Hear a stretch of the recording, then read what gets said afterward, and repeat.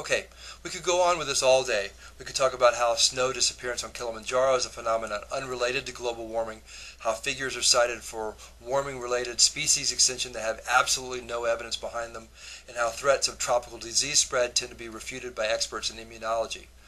But we could spend all day puncturing the myriad of silly, non-evidence-based scare stories surrounding global warming.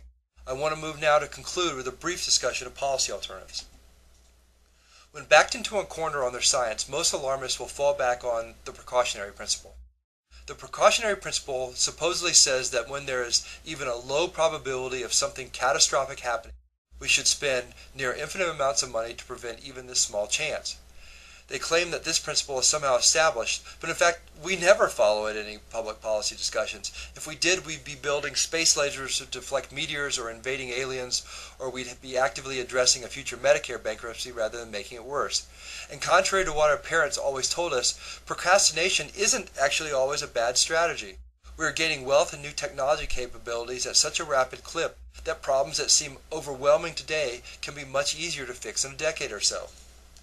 The question I frequently get is, Warren, you buy insurance, don't you? All we're asking is that governments of the world buy an insurance policy against catastrophic man-made climate change. And sure, I buy insurance, but if I had a $4,000 car, I wouldn't pay $6,000 a year for the insurance. And that's what you're buying with many of the current CO2 abatement proposals. You're paying $6,000 a year to insure against a $4,000 accident. We can argue, as I have for the past hour plus, whether man-made global warming will really have a substantial impact. I obviously believe that it will not. But I think it's beyond argument that trying to roll back CO2 production and fossil fuel consumption to 19th century levels is going to be expensive in terms of its outright costs, the reduction in economic growth, and the impingements on individual liberty, which are, by the way, considered all too seldomly. I find it terribly frustrating when folks like President Obama talk about such changes being inexpensive or even a net plus for the economy by creating green jobs. The mistakes he is making with his green jobs fallacy are beyond the scope of this presentation, but if you're interested, go onto Google and Google the broken windows fallacy. In short, obsoleting trillions of dollars of existing capital investment in energy infrastructure and then replacing it with more expensive and less reliable energy sources is not going to be a net benefit to the economy. Take the cap and trade bill currently in front of Congress. Its supporters have said that it won't be expensive. But this is not just naive, it is terribly disingenuous. They have to know that the bill must be expensive or it won't work. The whole theory of cap and trade is that by limiting carbon emissions, it will cause shortages and raise gas and electricity prices, which will in turn cause people to use less. To work, people have to change their behavior, and people are not going to change their energy use behavior unless the prices go up. And they have to go up a lot. In Europe, they have $8 to $9 a gallon gasoline. They have not come close to the targets these folks are talking about. We are talking about adding $10 or more to U.S. gas prices, when historically 30-cent increases have sent folks into a tizzy. Further, the cap and trade bill in Congress is, unsurprisingly for those who observe Congress much, a playground for special interests. Already numerous groups have special set-asides, exemptions, subsidies, benefits, etc.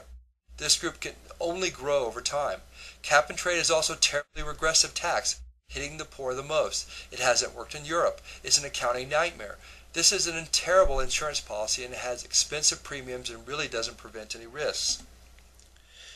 We have to go for some sort of legislation. Our Arizona Congressman Jeff Flake has proposed an alternative. He proposes a carbon tax on fuel, a tax which, frankly, may have to be quite high to reach the CO2 objectives that are being discussed. A carbon tax would tax fuels based on their carbon content, such as the natural gas would have a low tax and coal would have the highest tax. But to offset the financial damage this would cause to the economy, Flake proposed that whatever revenue accrues from the carbon tax be returned to the public in the form of a cut in payroll taxes. Those are the taxes that currently tax both you and your employer to the tune of about 8% of your paycheck.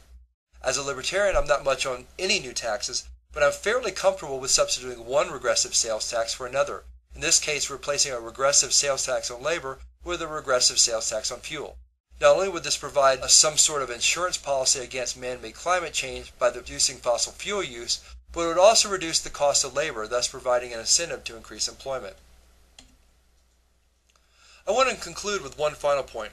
I think 20 years from now, beyond the costs we've been talking about to pay for this cap and trade bill, environmentalists themselves, or at least conservationists, are going to look back and say that the global warming obsession was a disaster for the environmental movement. because it sucked the oxygen out of any number of legitimate efforts to improve our world.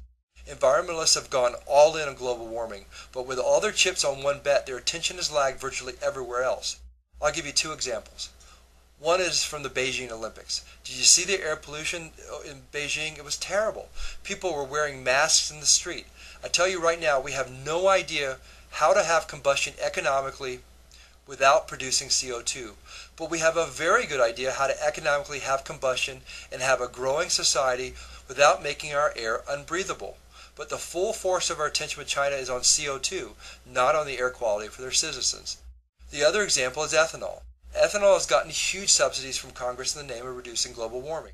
This has been Congress's solution of choice, and study after study shows that ethanol actually increases energy use, does nothing to reduce CO2, worsens land use, and raises food prices.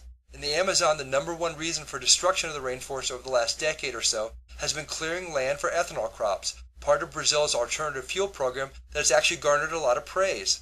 Somehow, what used to be our real environmental concerns, like preserving the Amazon and having breathable air, have been sacrificed in favor of altering trace concentrations of carbon dioxide by minuscule amounts. It's simply insane.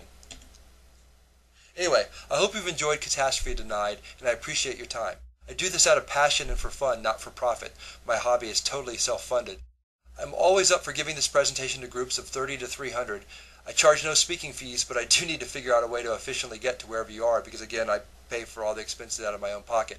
For more information, please visit my website at climate-skeptic.com, which is also a link where you can email me with questions or comments.